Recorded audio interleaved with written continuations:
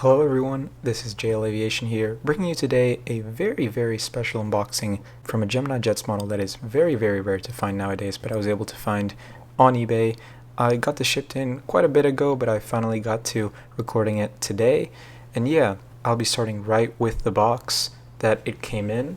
I got it shipped in from Guadalajara, Mexico, because here is the Aviacsa 737-300 Gemini Jets release from 2008. Now, I've been seeking out this model for a bit, and it was quite pricey with the resale given how rare it is nowadays, but I had a gift card that I wanted to use, and I thought it would be the perfect opportunity to get my hands on it, so we'll see what it looks like today.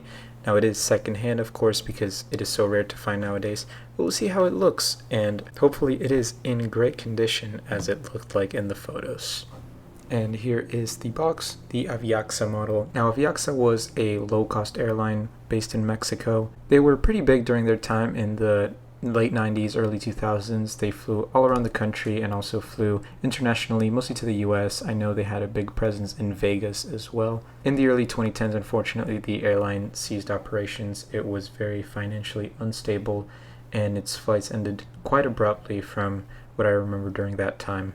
The models of their aircraft are, of course, pretty hard to find. There were very few of them made. And this release was from around when the airline existed, like I said, a 2008 release. If you're looking around at the box, of course you can tell it's a bit old. Also got a bit of dust from keeping it on the box for a while.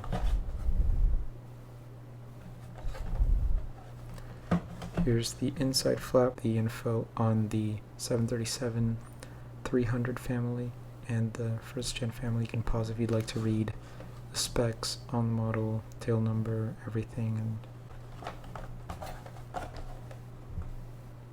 and there's the plane in flight. All the info from the Gemini Jets box.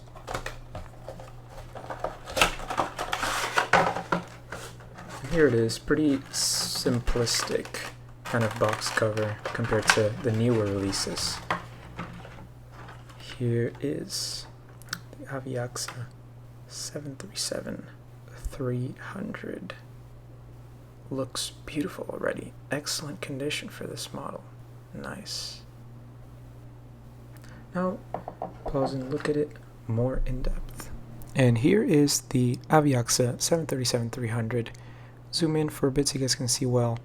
There's the tail. The registration is X-Ray Alpha Uniform Golf Foxtrot.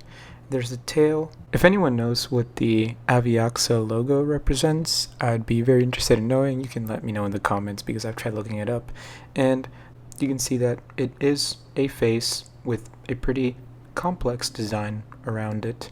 Right in front of the registration and the back door, you can see the Mexico flag. Of course, this airline had a pretty big domestic presence in the country. Now here are the titles, pretty big titles, aviacsa.com, of course promoting their website as well, since this was pretty common with many low-cost carriers in the 2000s. They would add .com to their titles in their aircraft. Then right there you have the engines with the airline's name, of course, Aviacsa. Then in the wing, back there you can see the registration printed in the right wing, of course. Here, one emergency exit, as it is the 737-300. It is the one that had one exit door in the middle, not to be confused with the 400, which had two in the middle. Then here, front door cockpit, and under the cockpit you have kind of the smiley face design, which was popularized by PSA, Pacific Southwest Airlines, back in the 70s and 80s. Aviacsa was one of the more contemporary airlines to use this design, which I think is pretty neat. Makes them pretty unique, makes them stand out quite a bit. Now, gonna get a closer look here. Of course, the registration also printed here, this time in the left wing underside.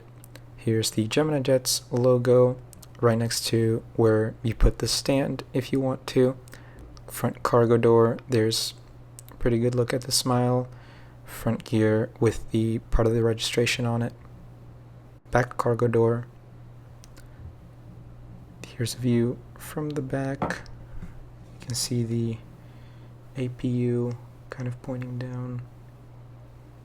And yeah, very well made model. You know, I think Gemini Jets had a really good era in the 2000s when it came to making their models.